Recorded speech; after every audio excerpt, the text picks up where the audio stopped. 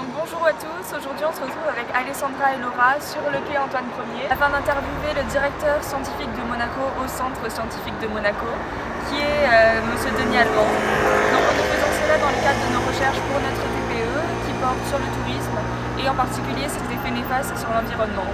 Donc suivez-nous, c'est parti. Avant de lui poser quelques questions, Denis Allemand nous a présenté son lieu de travail. En particulier le laboratoire du centre où il étudie les coraux. Nous avons ainsi pu observer un grand nombre d'espèces différentes, ainsi que de très nombreux poissons. Bonjour. Bonjour. Bonjour. Donc on va vous poser quelques questions. En quoi consiste votre métier et dans quel domaine plus particulièrement vous exercez?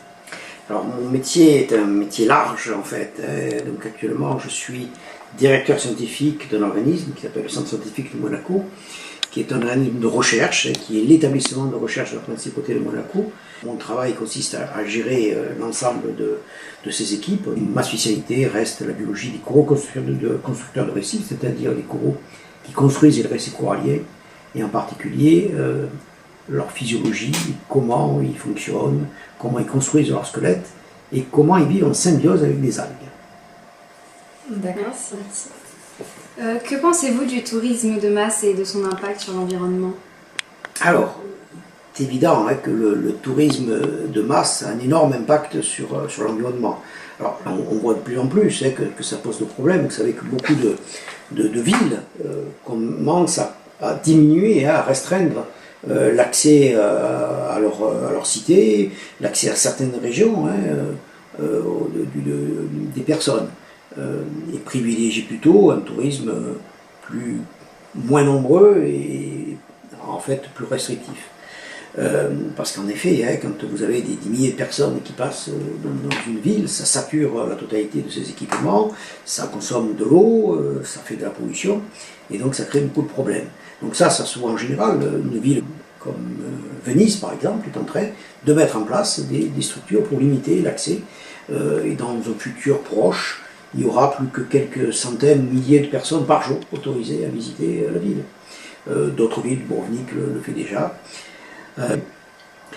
Alors quand on regarde le tourisme de masse dans les récifs coralliens, alors il n'y en a pas énormément non plus. Et vous avez certaines régions comme la mer Rouge, et en particulier les côtes de l'Égypte, qui ont subi quand même depuis une vingtaine d'années un tourisme important. C'est la zone la plus proche de l'Europe.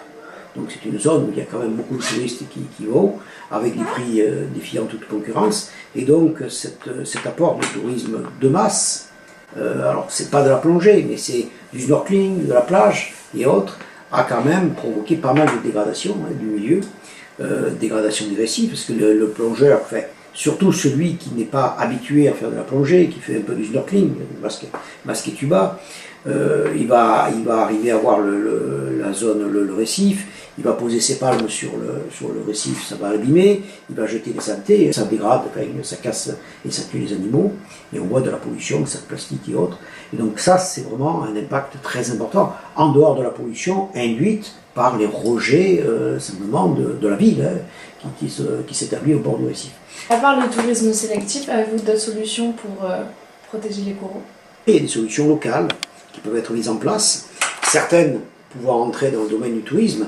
Parmi ces solutions, vous avez la mise en place d'aires marines protégées, ce qu'on appelle les AMP. Après, on peut imaginer d'autres mécanismes, l'Égypte encore, mais Guam, qui est une petite île américaine qui se trouve aussi dans le Pacifique, on met en place des récifs artificiels pour détourner en fait les plongeurs des vrais récifs. Le plongeur tourne autour de ça, en touchant, s'il touche, il peut dégrader ça, mais il ne touche pas, il n'affecte pas le véritable récif qui est un peu plus loin. Que pensez-vous de l'impact de la crème solaire utilisée par les voyageurs sur les coraux? Alors, il est certain que les crèmes solaires sont des produits chimiques. Certaines de ces crèmes solaires, certains de ces produits chimiques qui composent ces crèmes solaires pouvaient avoir en effet un effet très toxique sur les coraux. Et vous avez certains États, Hawaï en particulier, viennent interdire certains produits de crème solaire pour la protection des baigneurs. Pensez-vous que grâce aux de nombreuses actions ou médiatisation autour de la sauvegarde de la mer, il peut y avoir une prise de conscience de la jeune génération? Bien entendu, il faut effectivement parler de tout ça. Si les mêmes événements apparaissaient sur Terre, on serait beaucoup plus inquiet. On parle beaucoup de l'ours polaire, on parle beaucoup de certaines espèces iconiques, parce qu'on les voit, et donc c'est important. Le domaine marin, on ne le voit pas, donc il est important d'en parler, parce que c'est en parlant de ces écosystèmes, en montrant leur importance, que l'on peut sensibiliser en effet les personnes. Merci beaucoup de nous avoir laissé poser ces questions. Merci à vous. Au revoir.